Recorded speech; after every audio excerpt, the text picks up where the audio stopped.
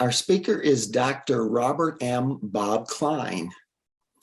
Bob holds a PhD in mathematics education from The Ohio State University.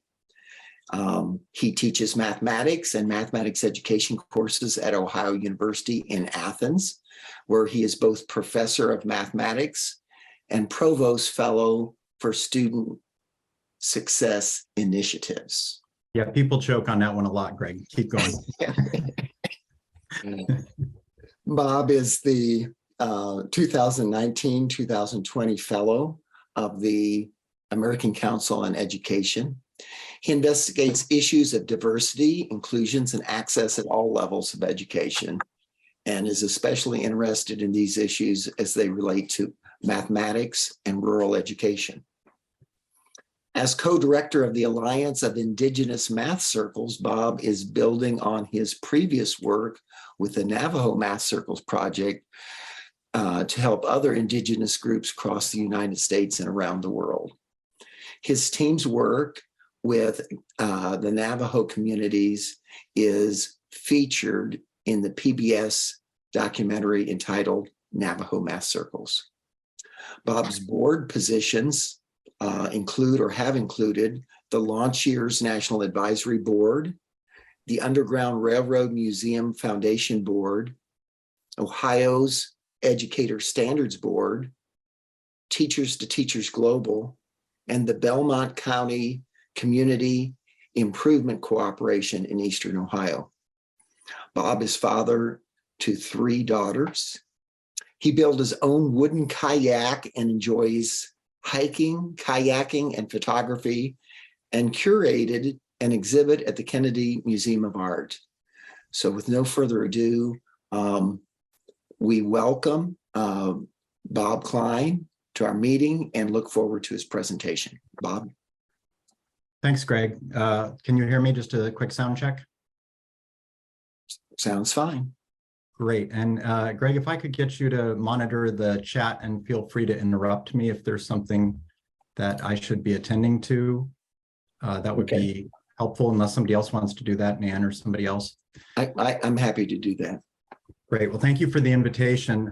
It's love. I was scrolling through some of the names on the chat, and it's lovely to see some old friends and people I very much look up to. A special shout out to Joan Leitzel. It's just marvelous to see you here, and I'm thoroughly intimidated now. So I hope you enjoy it. So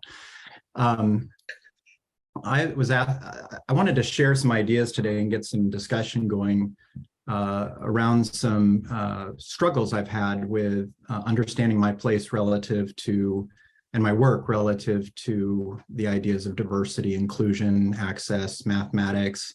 Mathematics is a placeholder, K-12 education, higher education. So this is coming together in interesting ways. And I think a lot of this is what you're about to see is reflect some of the questions that I've had personally and professionally that have come out of the current moment regarding cultural wokeness, if you want to call it that, or racial reckoning. I've heard it described in many different ways, but I'd like to take you on a little intellectual journey, and I'll stop occasionally because I know sitting is not good for you, my doctor tells me, so we'll get you moving and get you engaged here, hopefully. So I'd like to start our journey. This is a world tour and a tour across time, hopefully to motivate the ideas that I've set out. And let me see, that button worked. Okay, there we go. So I'd like to start us off on the border of Zaire and Rwanda. Let's see, my pointer is not working, but if you look on the right of the screen, right around Uganda, Rwanda, and Zaire, it's a lake country, and I want to start there. On the left is a bone. It is a baboon bone called the Ishango bone. It has a piece of rose quartz lodged into the top of it, and it has 3 sets along the long part of the bone of asymmetrical markings. These are human-made markings. The community pretty much agrees, but there's some, because of the lack of information outside of this, and the time at which this bone was produced, we're forced to conjecture about its relevance to history and mathematical history, how it was used, and so forth. But it's important to me because of a few reasons, and I want to share those with you. Here's a viewpoint of the bone from 4 different angles, and you can see the markings more clearly. If you're familiar with the Ishango bone or have taught this as part of your history of math class or something, if you could just do 2 things. One is give me a quick thumbs up so that I see that come across the screen. And secondly, if I'm going to ask you to leave it to the others to discover or to comment on what they think about this. But the asymmetrical markings, if you count them up, there's the Ishango bone. It dates to about 25,000 BCE. I've seen also 20,000 BCE. Oh, I'm so sorry. I had no idea these were on such slow. There we go. If you count up the markings, this is what you'll see. So obviously the left and the right are the same rows of numbers. I've marked those A just for convenience in discussing them. B and C. If you could please take about 60 seconds to look that over. And then I'll take a raised hand for something you notice or something you wonder. And we'll kind of cycle through that pretty quickly, but take 60 seconds right now to yourself.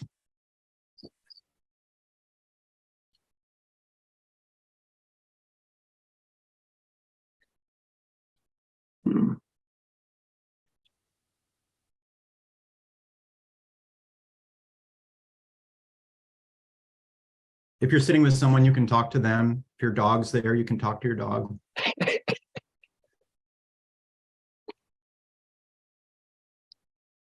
All right, do we have, actually, why don't you put it in the chat? Let's get everybody going. Instead of raised hands, let's put this in the chat. Anything you notice or wonder. And here's the chat, okay. All right, Michael says a lot of primes and a few odds. Michael, do you want to elaborate a little bit for us, unmute and describe what you're talking about? Sure. I mean, I meant few evens. Spelling's a challenge for me sometimes. No, but it's just, there's just a lot of prime numbers. 1911 occurs across the board, 1713, 5, 3, 7. The only prime is the lower prime is the even prime. 2 is missing. Interesting. Okay, Kim says she noticed the odds also. Not sure what pattern she sees yet. In fact, one of the things that scholars have really puzzled about is that the column B is not just primes, but it's all of the prime numbers between 10 and 20. What else do we notice? Anybody?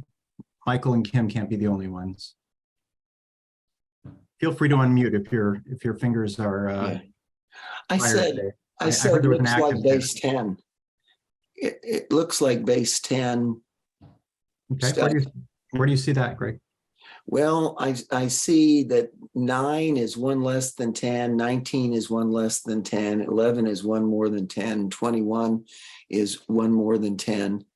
Yeah, so in fact, that's exactly what scholars who are doing work around the Ishango bone, mostly out of Belgium, they have looked at row A, and that's what they've concluded too, is your 1 plus or minus the first 2 tens. Anything on the C row? Anybody want to jump forward? I see some equivalent ratios on view C. Okay. And if we wanted to bring that down out of ratio land, could we describe that without referring to ratios? How do 3 and 6 relate? 4 and 8?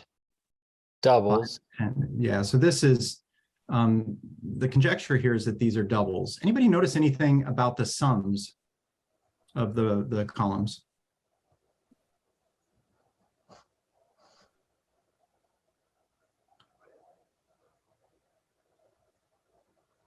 If you don't have your bone calculators handy, I'll point out that Do they all add up to 50?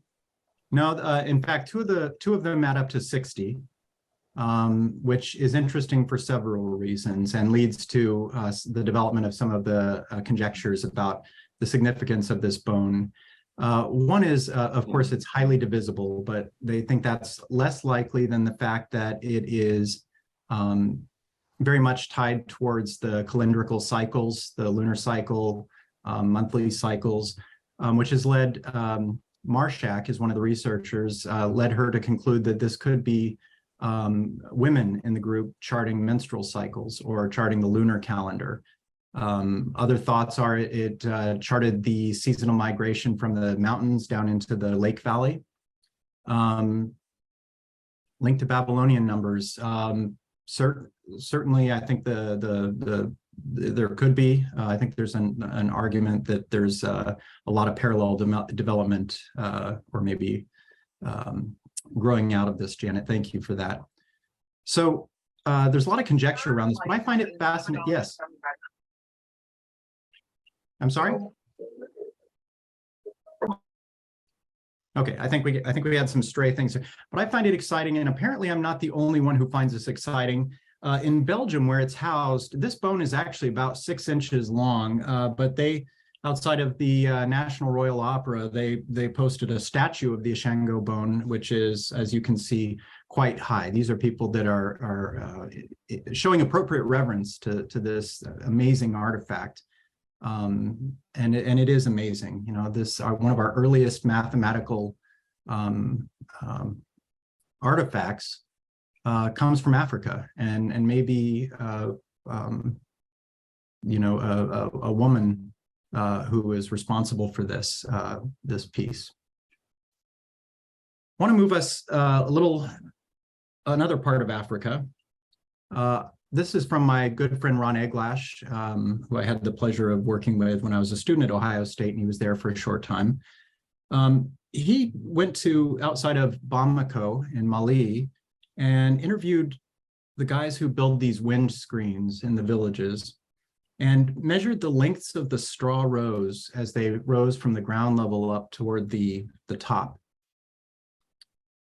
What he found was that these, first of all, he talked to the people who built them to try to understand, why do you build them this way? And they told him that, well, we build them this way because at the ground, there's not that much wind penetration, but as you move up to a certain level, the wind gets more intense, and so we have to weave it more tightly. But if we can save material and time with the long weaves at the bottom, that makes a lot of sense.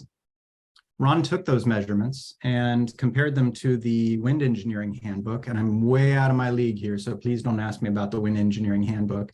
But suffice it to say that Ron found that there is a strong correlation between the coefficient that was calculated based on the measurements he took on the windscreen and the constant that is referred to in the wind engineering handbook.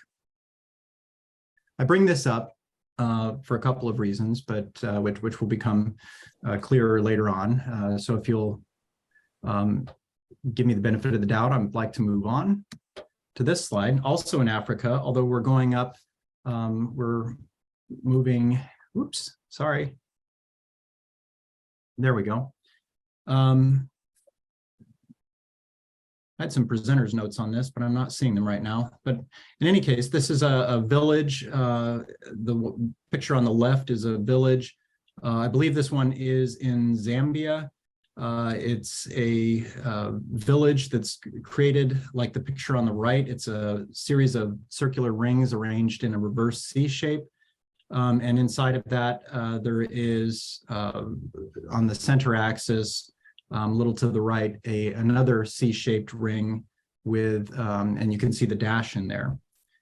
what these represent is the one furthest to the back is the position of the, actually the penultimate one furthest to the back, the one right in the middle is the position for the chief, the place of highest authority, spiritual authority and political authority. Within that ring where the chief's wives would be in those little places is an altar to the ancestors. And that has prominence in that just right of center along the axis as well. This pattern is recreated throughout the village in a fractal manner. So Ron was perplexed by that. In fact, his book, African Fractals, is where this comes from, and it's highly recommended if you can get a copy. It's a little dated, but highly recommended. And with that seed shape, he's able to explore using software that's available freely online. You look up culturally situated design tools, the complexity of what was built, and to tie it explicitly to the sociocultural and religious scales of importance, for lack of a better phrase. On the right is a Mangabitu ivory statue, which is Central Sudanese, if I remember right. Also demonstrates a sort of fractal replication moving from bottom to top.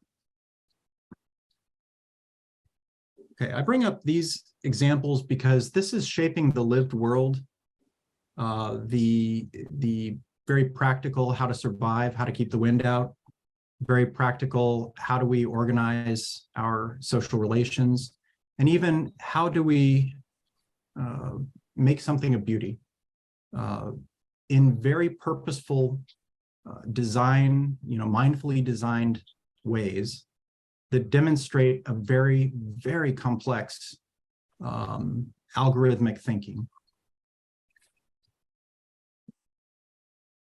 I want to move now, jump a continent, unless somebody wants to pause me. I'm looking at the chat still. If you have a question or something. Okay. Good. So I want to ask you to think about how, I'm going to give you 2 minutes, 3 seconds for this one, how you would organize the following data. If you had a piece of paper and a clipboard, you visit 5 zip codes near you to interview each household. You ask, first of all, do you own or rent your home? And the second question is if you prefer beef or vegetable lasagna of each household. And they will answer own or rent, and they will answer beef or vegetable. Nobody's going to say they're gluten intolerant or anything like that.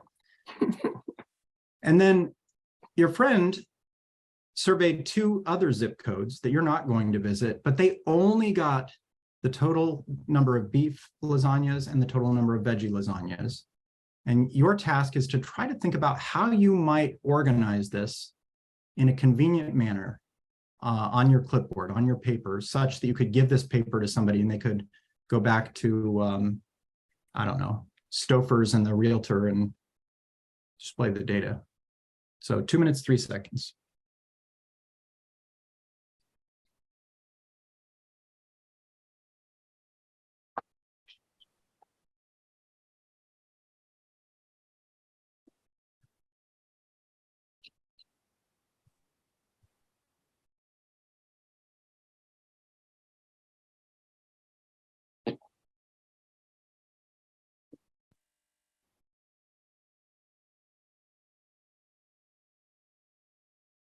And if you have an idea that you'd like to share, if you could just drop in the chat, I have an idea.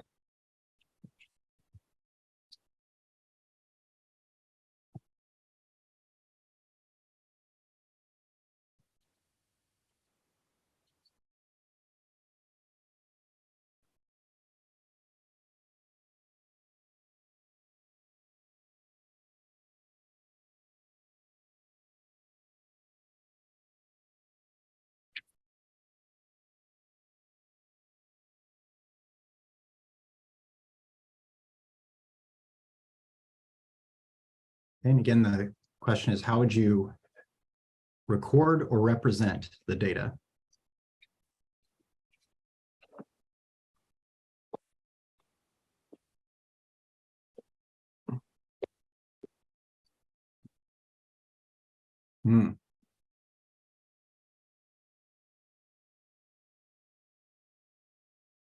And you got a pretty fancy clipboard, I must say.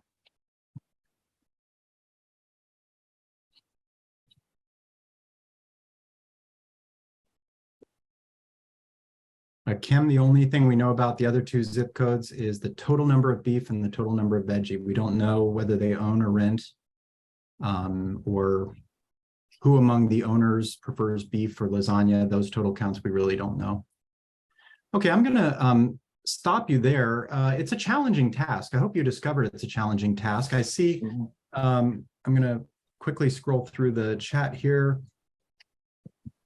Janet points out that there might be an interesting correlation there, which is cool to me because I more or less chose these by bouncing two random neurons into each other. So I like that idea. Kim says she's thinking about a table. Kim, do you want to say one or two sentences rather about your table? Sure. Well, just basically, I mean, it almost seems too simple and I feel like I'm missing something. So that's why this is rough draft thinking. But like, I'm just sort of envisioning zip codes listed across the top and then beef and vegetable. And then somehow then I need that maybe 3-dimensional kind of thing for the owning and the renting. But that's why I asked the question too. And maybe I'll clarify my question. Like, do we even know what the zip codes were that our colleague went to? Sure. Okay. All right. We just don't know yeah.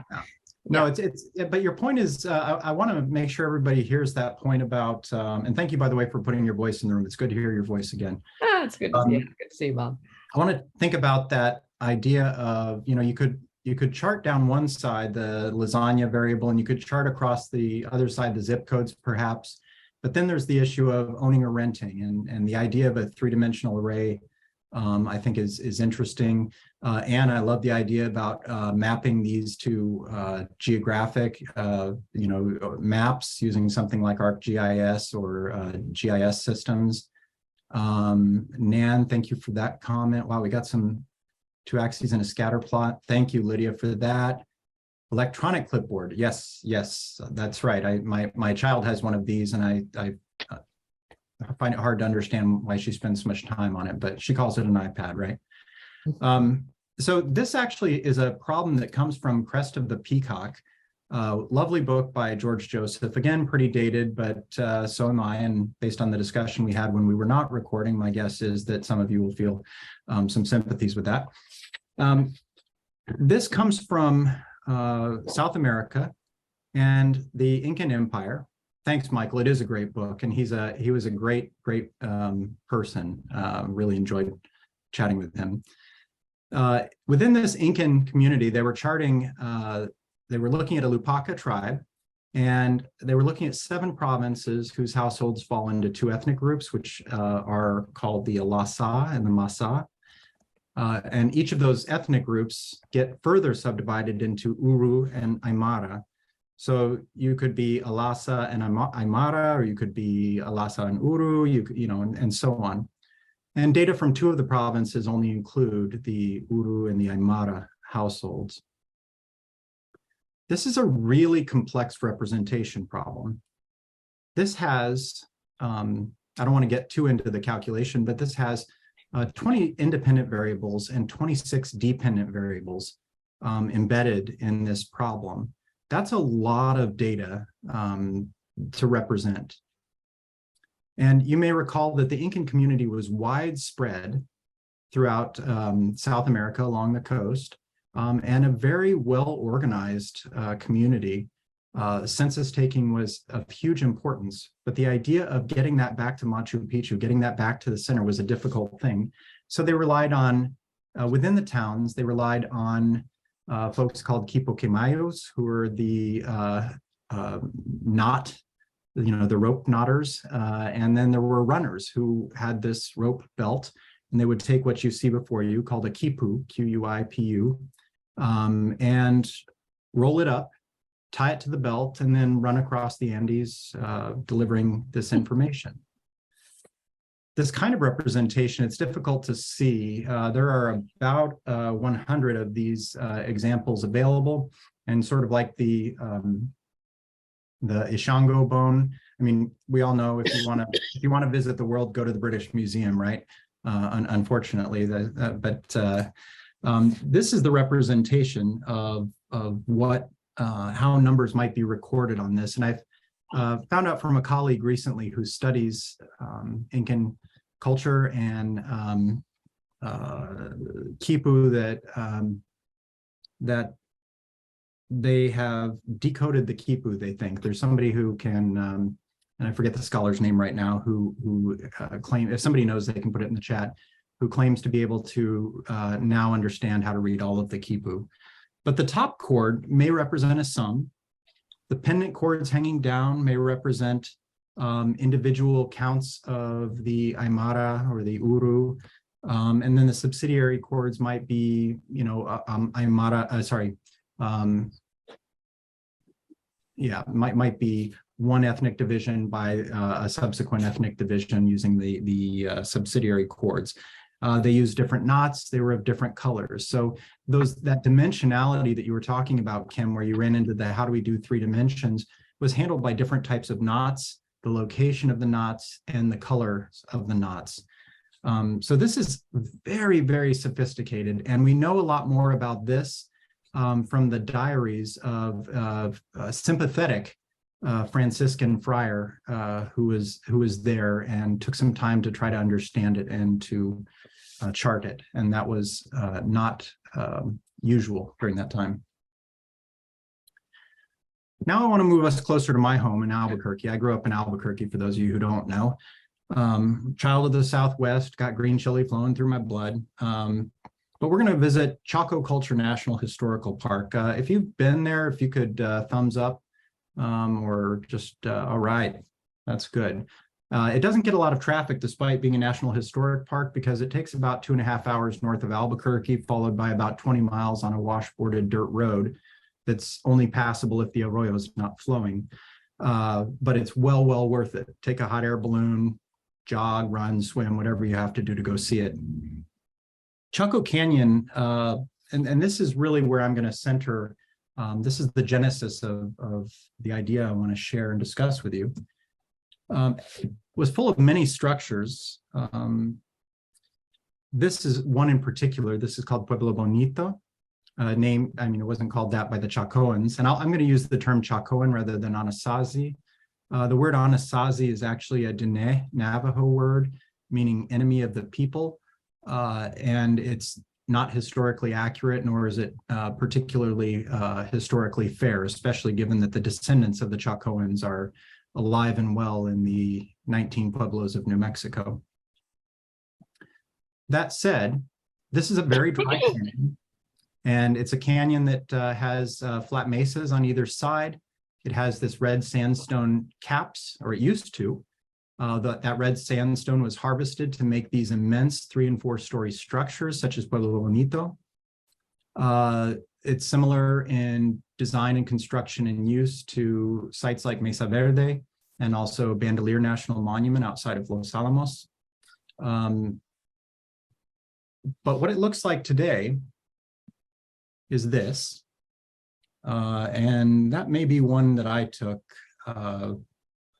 Can't remember, but it's one of those rare sites that you can actually walk around and walk through and go into the internal rooms. It is not difficult to suspend disbelief, as our ELA folks would say. It is simply stunning, simply gorgeous, incredible. You can see just towards the top of the picture, there is a small stream that occasionally flows when there's monsoon rains that come through, but otherwise is typically pretty dry. Pueblo Bonito was built out of the red sandstone cap of the canyons. That's a lot of sandstone, so you can actually tell that there is no more sandstone cap, but where there used to be in this part of the canyon, and it was because of the harvesting of the stone. This is an immense architectural achievement. This was built between 850 and 1150 CE. So, you know, it's a very young, 1,300 years old. And they found elements of coral, shells, macaw feathers, indicating that there was a pretty active trade route from the Yucatan Peninsula and Central America up through this area. At its height, I think there were something around about 1,000 people living in or around this. Incidentally, it has changed and is subject to the forces of nature. What you see on the upper right-hand side was something that was called threatening rock. Its threats were realized on a day in 1941 when a big chunk, threatening rock, fell over onto the side of Pueblo Bonito, and you can see it was pretty massive crushing of that part of the structure. And prior to that, they found sticks and stone walls that were wedged under threatening rock. It's clear that the Chacoans knew that this was an imminent threat to their architecture, so they took efforts to prop it up, which to me is just one of many engineering feats. But what I want to talk about here, and this is good because I realize there's an S in OMSC, and I want to get there, is about the solar alignment, and I'm going to move through these fairly quickly, but if you look at the main axes of Pueblo Bonito, they follow the equinox line and the north line pretty dead on. Figure 3B shows petroglyphs, scratchings in the rock that indicate that this was very intentional. You see this design, the D shape with the arrow through it. Spirals are also featured very prominently in a lot of the pictographs on the walls. Also, if you look at the different sites throughout the valley, and there are many, Pueblo Alto and Sin Kletzen are about 2.3 miles away. So the far north and the far south are about 2.3 miles away. They vary by about, and I had it in the notes, but I can't see them right now. So let's just say between 40 and 50 feet right to left of north, which is stunning, especially for the time in which they were working. It's a clear indication of the sophistication of their astronomical knowledge. Similarly, Pueblo Bonito and Chetroquetl vary north to south by, I think it's 59 or 60 feet. So that one's of east and west. So the equinox may account for that. Again, we're kind of getting out of my knowledge. But as I said, there were lots of sites throughout the valley. You can see a lot of those there. But I want to take us to Fajada Butte, which is in the lower right center of the frame. It's a tiny little bump, for those of you who don't know. A butte looks like that. And I've drawn an arrow there so skillfully, as you can see. And right there, what you'll see is what was discovered in around the 1970s by Anna Sofer and colleagues were 3 slabs, giant rock slabs, all stacked parallel to each other, propped up against the side wall of the butte.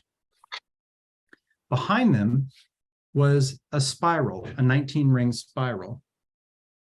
Anna Sofer happened to be visiting during the summer solstice and recognized that this light dagger, as she called it, exactly pierced the middle of this spiral.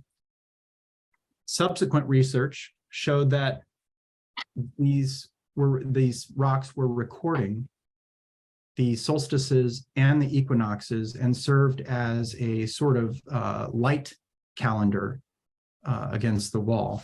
And just a quick, I'll come back to this slide, but if you, the slabs themselves did not come from the butte. They were carried up there by the Chacoan people. And the theory is, if you look at the right side of that, what would be the west side of the butte there, it sloped more gradually. They believe that they spent some time actually creating a dirt ramp in order to get those stones up there and to provide easy access. Again, a phenomenal feat. I could say a lot more about Chaco Canyon. It's very dear to my heart, and I will say a little bit more about it. I'm going to skip over Chetro Kettle. These are kivas. If you're not familiar with kivas, they're very important. And this particular kiva has a lot to do with charting new moons and that kind of stuff. And I'm going to move past that in the interest of time. This is Arizona, New Mexico. This is where I've spent have spent a lot of my past 8 years or so working with the indigenous communities there. If you remember where Chaco Canyon is, it's in the upper left part of New Mexico, right about the S of San Ildefonso. And this is where it's clear from this picture to me that this is a central site for what are now the indigenous communities spread out among New Mexico, among the Four Corners states. Except for the Navajo would tell you there aren't four corners. There's only one corner where the Navajo Nation meets Colorado. So, all right. Our project has been Alliance of Indigenous Math Circles. And some of you have heard this before, know what we do. Math circles bring mathematicians together with kids, with community members, with teachers to share rich problem-solving activities, some of which you can find in the movie that Greg mentioned. We also have a book out that's created by mathematicians using math circle activities that have been done on the Navajo Nation with the Navajo students, the teachers, in collaboration with them. And this book is written, Inspiring Mathematics is written to be read by teachers, not by eggheads like me. Then my Navajo brother and I recently, and my Sally Fowler and Henry Fowler collaborated on a museum exhibit called Pattern and Disruption, in which we saw a small sample of the over 700 Navajo weavings that are stored at the Kennedy Museum of Art in Athens, Ohio, and looked at them through the eyes of a weaver, the eyes of a mathematician, and then the eyes of somebody who walks in both worlds. And I can share, there's a virtual tour that opened February 1st, 2020. If you're doing the calculation, yes, that was 1 month before everybody shut down. So there's a huge disappointment, but the good people of the museum were able to virtualize it, including a lot of the experience there. On the right, you see a map of the space that we used, one of the spaces, and they're color-coded. And I wanted to explain a little bit about that and the importance of the number 4 to the Dene, to the Navajo. The Dene Behane is called the Navajo cosmology, the Dene cosmology. And it's a story of progressive emergence. It's a story of emerging from the dark world to the black world, to the blue world, to the yellow world, and to the white world, which is the this is controversial, which is why I'm struggling for words here. We're either in the fourth world right now, or we're in the fifth world, which is the glittering world, and there's some degree of disagreement on that. But in each world, humans gain knowledge, and as they gain knowledge, the animals and the spirits help them move from one world to the next. The fourth world, the emergence into the fourth world, according to the Navajo, happened at Chaco Canyon. They emerged into this world in Chaco Canyon to find their friends, the Chacoan peoples and their ancestors there. Their friends helped them to understand how to grow corn, how to use agriculture, and then as different people tend to do, mischief ensued, and eventually, tensions were strained. But this idea of emergence is very, very important to the Navajo, and I've had some conversations with our Hopi colleagues, and it found similar importance to emergence. So I want to tell you a little bit about what the AIMC, the Alliance of Indigenous Math Circles, has been doing. Before 2020, we were doing summer camps for the kids, residential camps for the kids. We were bringing in mathematicians from around the country. We were doing cultural activities alongside of mathematical activities. and this is key to what I'm going to propose here in a minute. We were doing teacher workshops. We were doing community festivals. We have a set of regional coordinators who are embedded in these communities. We've co-presented with them. We've gone to conferences together with them. We view them as equal partners in this effort. Post 2020 was a challenge. And what arose from that is an online, again, a virtualization of the math circle called the Bluebird Math Circle. And I'm going to say a little bit more about that in just a second. And more recently, the Sunflower Bluebird Math Circle. And the Sunflower Bluebird Math Circle is connecting students in Kiev and those who have been, who are refugee students and teachers from Ukraine, and that is now doing similar. It's sharing a retreat to the mind, if you will. A retreat to mathematics is hopefully a breath of fresh air and some degree of normalcy. I'm going to skip the sample problem. Just suffice it to say we do problems that are unsolved even, such as the pancake problem. It's a great problem, happy to share with you later and talk about it. But I want to go back to the idea of integrating cultural activities with the mathematical activities side by side. We work with community elders, people who are knowledgeable about these things, to help us bind together their cultural identity, the students' cultural identities, with their identities as doers of mathematics, with their intellectual identities. So much of the exclusion, so much of the marginalization, so much of a sense of belongingness that's absent, I believe, and our team believes, comes from the association of an intellectual mathematical identity, and you can use scientific identity if you want, with cultural identity. Hey, I'm Navajo. People like me don't become math people. You know, that kind of thing. It sounds terrible, but we hear this kind of thing. And indeed, we hear it even in rural places from students. We do games. All of these have value.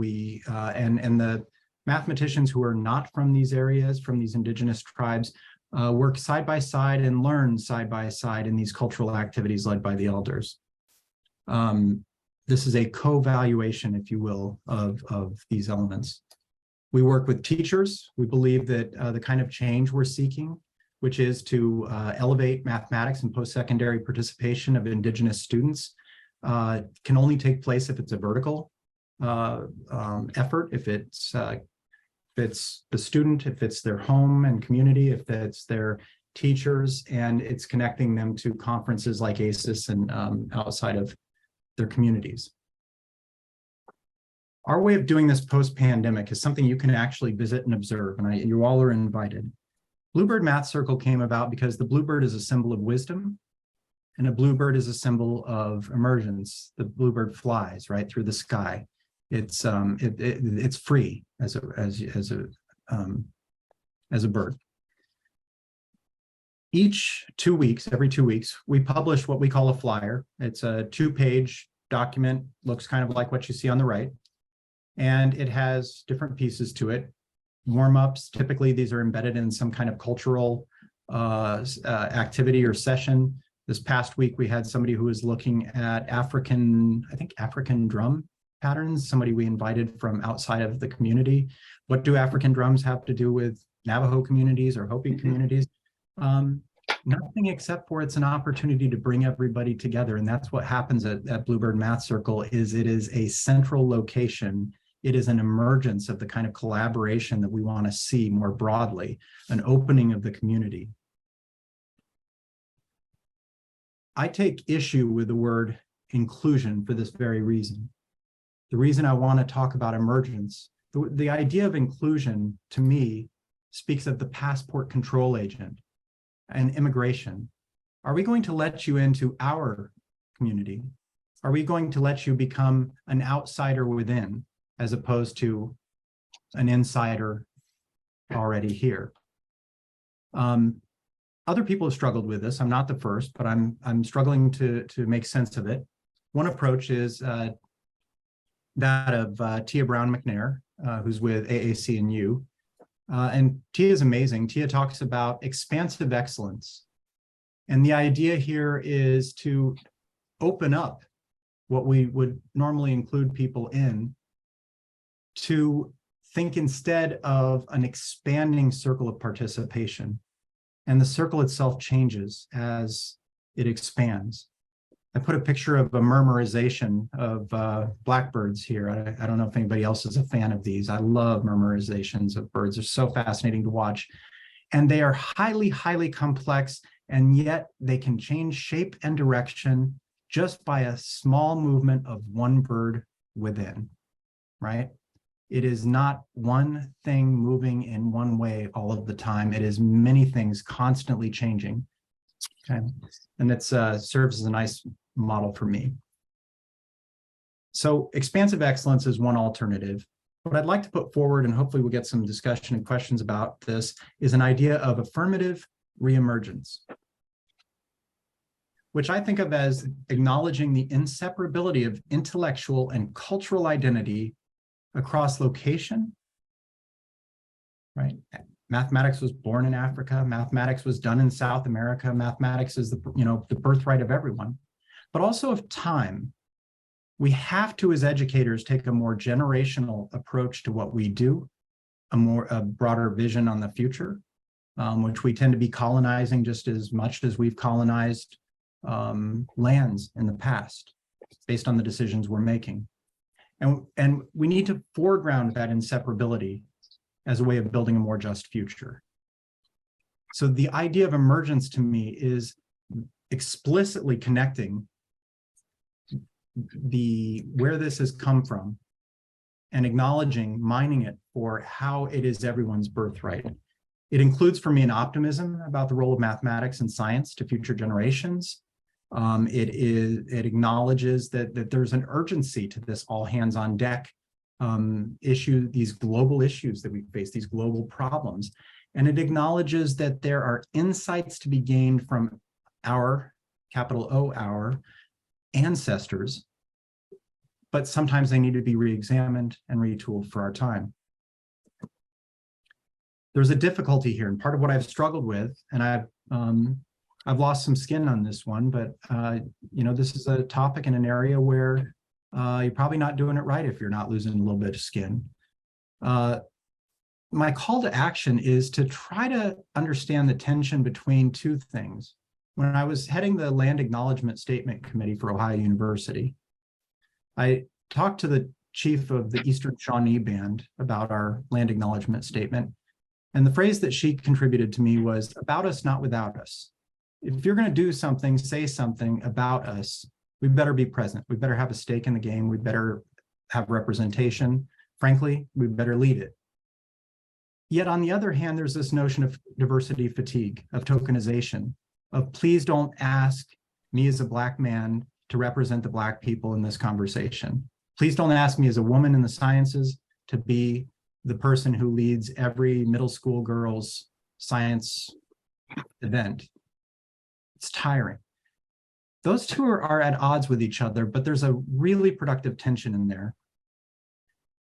My call to action is to make your learning part of your curriculum, to look for those connections, look for and acknowledge, almost like an archaeologist, where alternatives to the story that might be told, especially in the footnotes. We got to rescue diversity and history from the footnotes of our curriculum. Acknowledge that knowledge grows in place, it's fed by collaboration, and it shows convergence. We ought to be celebrating the fact that with so many independent growths of mathematics and science across the world, that even prior to a Western European male hegemony of approach, it was showing convergence. There is a structure to this that is beautiful. But the roots in the soil still matter. We have to make that foregrounded. And then the big one for me is somebody who wants to get it right every time. I had to learn to relax, and that's not easy for me. We have to see all learners as window into the generations to come. We're not handing you this material. We're inviting you to take a look at this as part of what you may need in the future that we just don't know about. We are teaching in ignorance of your future. We have to be serious in purpose. And I put a picture of the banana peel there. You know, the banana peel is going to be there again and again and again. I've started aiming for the banana peel. You know, I'm just the, you know, crazy white guy from Ohio. You know, help me out here. Help me understand this. Why is it that the one girl in the line when we were doing that activity stepped back and said, I can't participate, I'm traditional?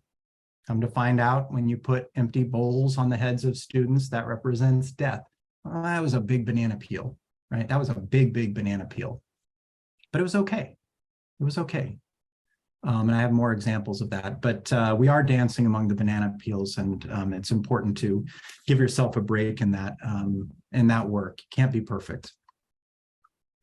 And that's really what our Bluebird Math Circle attempts to do, is to try to bring everybody together, to try to explore issues of common interest, to celebrate that divergence, to acknowledge the growth of these topics, the acceptance of these topics, the way they're expressed differently, the ways they come up. And I think I'm going to say just one more thing, which is that, no, I'm not. I'm gonna leave it open to questions. So with that, I'm done, and I open it up to questions or comments. And I've got my pen ready so I can take notes and hear from you. Okay. Thanks again, Greg, for the invitation. Thanks, OMSC. Thank you so much, Bob. We are, I feel like I'm drinking from a fire plug. A lot of information to absorb, but let's open this to questions. Bob has been kind enough to leave us time to have some discussion here. So any questions in the chat? I don't see any yet, or you can just speak up. Unmute. Really intimidating to see yourself quoted, Kim, just so you know there. It's but I appreciate it. Thank you. Well, thank you. Actually, thank you for allowing me the chance to respond to that, because I would love to bring up a question related to something that you just shared in the last, or one of the last slides. I have a couple of your quotes that I've just been typing for myself, and one of them, on, like I said, on a recent slide, you said, see all learners as windows into generations to come. And you said more than that. But I have been thinking, and some of my colleagues have been thinking a lot about the idea that educators, and maybe adults in general, but let's go with educators for a moment, often have trouble, first of all, even being willing to listen to learners at all, and to view their experiences and values as important, their experiences and, yes, their values, their humanity as important. But then if they're even willing to listen, then often they end up sort of in a way denying that what learners are saying about their own experiences is true. And just sort of, well, okay, but this is what we're going to do as adults, even though this is what the kids are saying. And again, that is amplified, especially for students from minoritized groups. And so I would be I'm interested in your insights on how we might help educators to better appreciate the voices of students and as those windows into the future.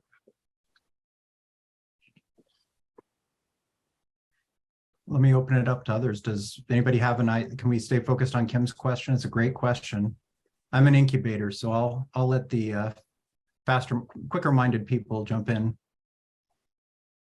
Great question. Sometimes I think teachers need to have it slapped into their faces about how different students can be and their backgrounds compared to the teacher themselves. I taught at a vocational school when the Vietnamese boat people were coming to the United States. And this was in Massachusetts, and there was the governor even asked, why are they coming to Lowell in Massachusetts? because there was a section of the town that took in the new immigrants. You know, it was the Irish, then it was the Italians, then it was the Greeks, and now it was the boat people. And they, when they start to tell you how they do their mathematics, oh my goodness, you're learning so many different ways, so many different cultures, and you know, at that point, reteaching them to learn an algorithm or something was just stupid. So you want to keep them moving forward and using what they know. So that was an experience to me that just totally changed how I looked at involving students in classrooms. So and that was my hit in the head. So until I think teachers are aware of how different students can be, I don't know whether you can build that into their pre-service practice or what can happen. Bob, what did you do with your students? I think one of the things we need to do is encourage humility, encourage a willingness to fail. I think nothing helps you listen better than to fail a few times, and which isn't to say I failed my students with a capital F. But creating the space for that. I'm big into cognitive dissonance, Janet, and I really appreciate your comment too, by the way. I held up, I think it was one of the old UCSMP geometry books. Maybe it was an FST book or something like that to my pre-service, my my pre-service teachers. And my comment was, this is a history book. No, it's a math, no, it's a history book. It's a history book. Why is it a history book? You know, and it involves something that people are, and myself included, are not typically very good at, which is really questioning the assumptions and the traditions and the habits of what we're doing. And, you know, I think the thing that probably undoes us most of all, and people on the call probably can address this, is we think we do a great job preparing them, and then they have that teacher that we place them with who undoes everything in a matter of 3 weeks. So, you know, again, I think we have to make the change at a community scale rather than a class scale or even a person scale. I'm thinking that it could be very valuable to students and teachers in minority communities to understand that their ancestors thought very deeply about mathematical concepts, that they come from a tradition and culture that is quite mathematical. Mm-hmm. Yeah, thank you for that. That was Joanne? Yes. Thanks, Joanne.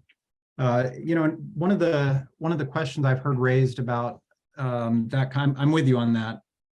One of the questions I've heard about that is, why on earth do you think it would be at all interesting to a 12-year-old African-American student sitting in my classroom what somebody's doing in Zaire or 25,000 years ago over in Africa, just because they're Black?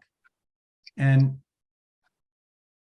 part of our group, when we've had discussions before, and I think where we land on this is that there's a huge part of what I look like, how I see myself, as the first and perhaps the easiest block to get over. Black people don't do mathematics. Well, yeah, they do. Look at this example, and this example, and this example. Mm-hmm. Yeah, they're from Africa. We're not from Africa, but the idea that somebody who looks like me can do great mathematics, I think is a part of the equation. It's not just for them, though. everyone has to understand that everyone can do mathematics, and the examples are just as important for the majority kids as for the minority kids. Yes. Thank you. Who was that by chance? Michael. Michael, thank you. Thank you. Absolutely. And I was that kid who was rarely interested in it until we started to, maybe I should have gone into geography or anthropology or something like that. I was rarely interested until we got it in the context. The other thing I discovered when I was a grad student at Ohio State, giving a final exam. On the final exam, this was to elementary ed teachers, future elementary ed teachers. We were doing combinatorics, and there was a question, probably you've done this question before, subject to some constraints, how many 7-digit phone numbers can you make? Right? Janet's laughing. We know this problem. It's an old problem. And the student raises their hand, and I walk over, say, "What's up?" And she says, "Does order matter?" I look at her like, "Are you kidding?" I looked at her, I said, "It's a phone number." And she looked back at me and she said, "Yeah, but it's a math test." And it blew my mind. And I think in that moment, I realized that math classrooms, math tests, math problems create a context of their own in which reality may matter little or not so much. Mm-hmm. And my assumption that this problem mapped onto that reality was just not a valid assumption for this young woman. So I think it's something else we have to be mindful too, is that part of the culture we bring is a mathematical and scientific, we bring an academic culture of practice, the way we write, the way we represent, all that kind of stuff.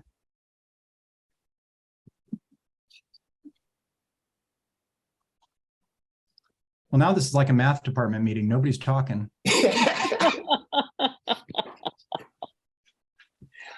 I'll ask a question, Bob.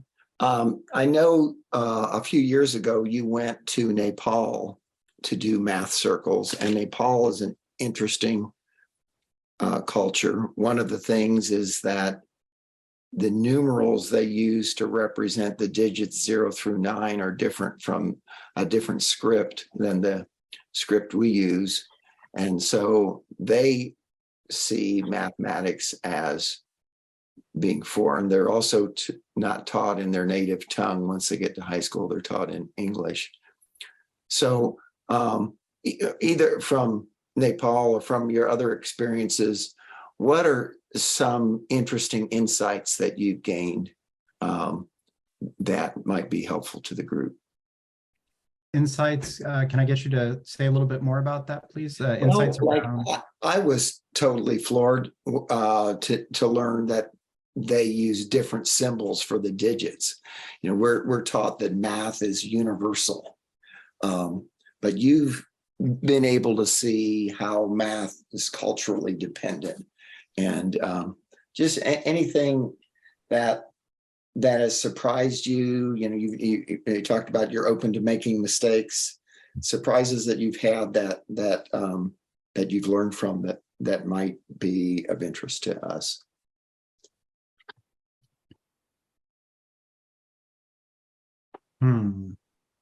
It's that last part that always gets me, that might be of interest to others. To someone here on this call besides just yourself. Yeah. All of this has been fascinating, Bob. Yeah. Oh, thank you. It's been, I love the conversation. Well, I've had plenty of surprises. They tend not to be around the mathematical practice. Part of what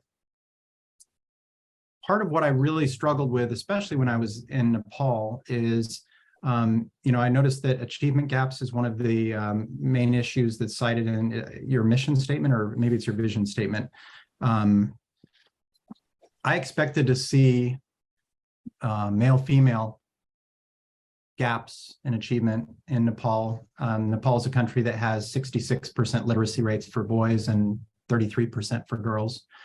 If you have money, you send your boys to the private school and you send the girls to the public school if you send them to school. and that's speaking as an aggregate. It varies greatly where you are.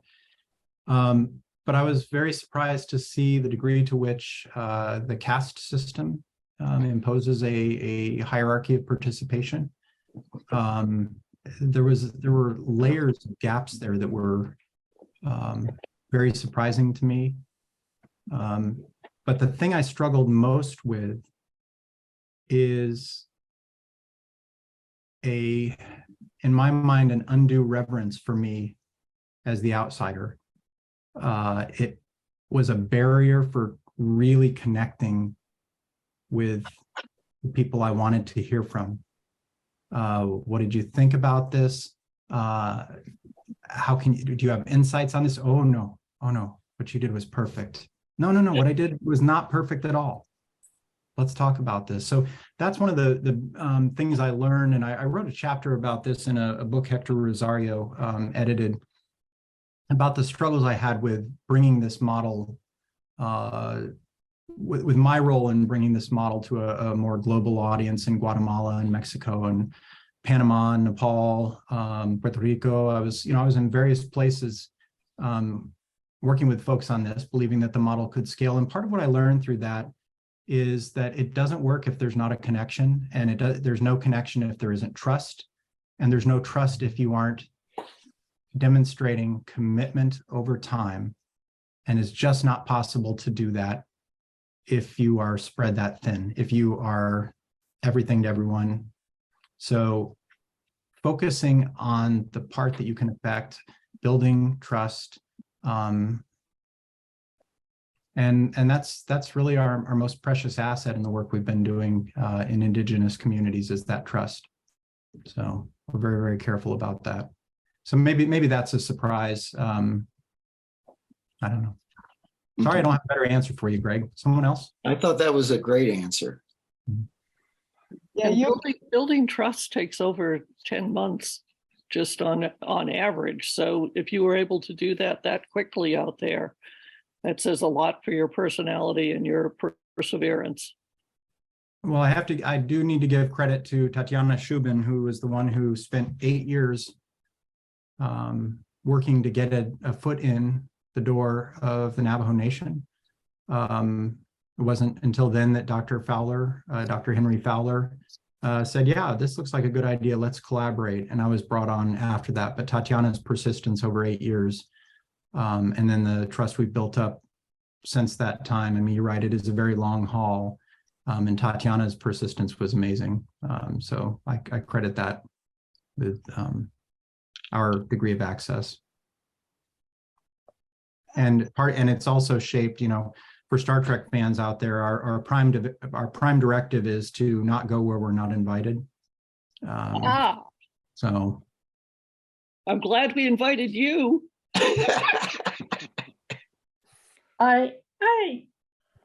This is Marianne, Bob. I don't know you all, but when this is slightly off what you're doing, but I wondered what you thought of this. One of my adjuncts, she taught at high school, and then she taught for us in the evening.